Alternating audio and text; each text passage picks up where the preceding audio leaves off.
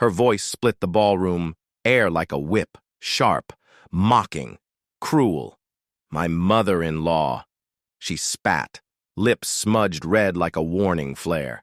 Is nothing but dead weight now. And then, worse than her words, my son nodded. My only child.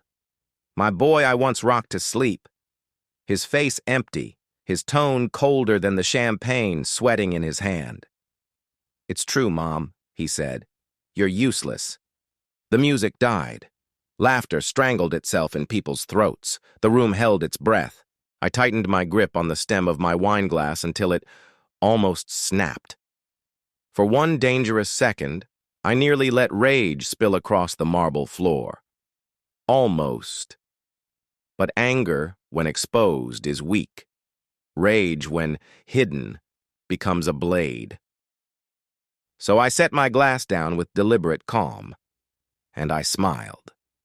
Then tell your parents, I said, voice carrying to the far corners, of the hall to return the $2 million I lent them. The words hit like thunder.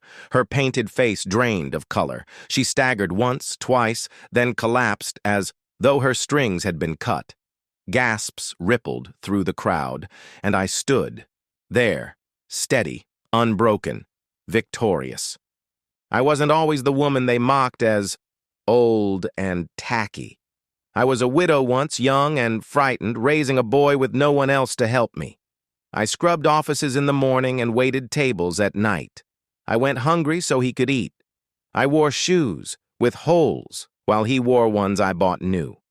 Every sacrifice, every humiliation I bore so he could have the life his father never lived to give him. When he brought her home, the polished girl with golden hair and a purse that probably cost more than my rent, I stayed silent. He loved her. That was all I needed to hear. When her parents came begging, trembling, about their crumbling business and their reputation, hanging by a thread, I didn't hesitate. I reached into the savings that took me decades to build. I handed them $2 million, my blood, my sweat, my future. I thought I was buying my son's happiness. What I bought instead was my own betrayal. It began in whispers, the sigh when I entered a room, the phone calls from my son, shorter and colder, one night, their voices carried from the kitchen when they thought. I was asleep. She's bitter and broke, she sneered. She has nothing left to give. She's old, my son answered, low and tired. They thought I was deaf, blind, weak. But I heard, and I remembered.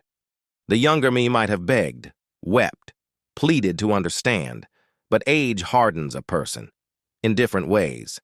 Dignity, I learned, is sharper than any knife, so I stayed silent. I collected every slip of paper, every bank transfer, every email and signed note from that loan. I locked it away. I smiled at family dinners. I let them think I was harmless. Because predators grow careless when they believe their prey is weak and careless. Predators walk straight into traps. My retirement party should have been a farewell. They turned it into a battlefield. "Pathetic woman," she shouted, voice shrill. "You're bitter because my parents have money." The hall froze. All eyes turned to me, and my son delivered the final cut. "It's true, Mom. You're useless now." That was when I drew my sword. "Then make. Your parents returned the $2 million. I gave them." The ballroom crackled. Guests' heads snapped toward her parents. Their faces blanched. My daughter-in-law crumpled to the floor. My son's voice cracked. "What?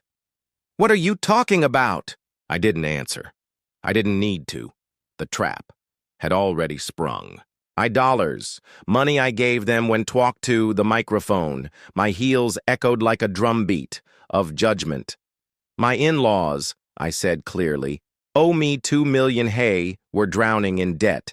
Money that kept their house standing and their reputation intact.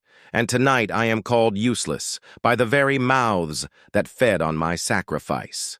A wave of murmurs rolled through the hall. Heads shook.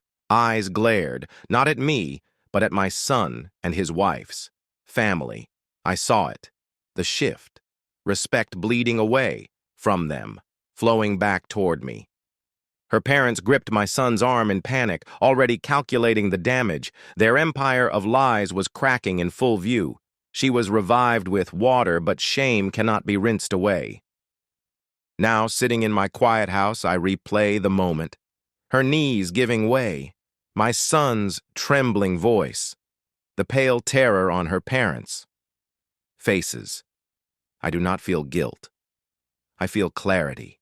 They thought my silence meant defeat, but silence is not surrender, it is preparation. Tonight I reminded them who I am. I am not tacky, I am not bitter, I am not useless. I am the woman who fed them when they starved, the woman who can bury them when I choose, and they will never forget it.